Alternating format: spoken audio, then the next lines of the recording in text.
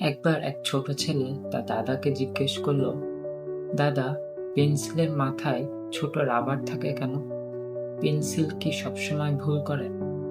দাদা হাসি মুখে বলল, এই পেন্সিলটাকে যখন তৈরি করা হয়েছিল তখন কারিগর জানতো যে এটা দিয়ে লিখতে গেলেই কোথাও না কোথাও দাগ পড়বে বা ভুল হবেই। কিন্তু সেই ভুলের জন্য কারিগর কিন্তু পেন্সিলটিকে ছুঁড়ে ফেলে দেয়নি, বরং ভালোবেসে পেন্সিলটির মাথায় ছোট একটা রাবার বসিয়ে দিয়েছে, যাতে পেন্সিলটা বুঝতে পারে একটা ভুল মানেই জীবন শেষ নয়, বরং ভুলটাকে মুছে ফেলে আবার নতুন করে সুন্দর করে শুরু করার সুযোগ সবসময় আমাদের হাতে থাকে।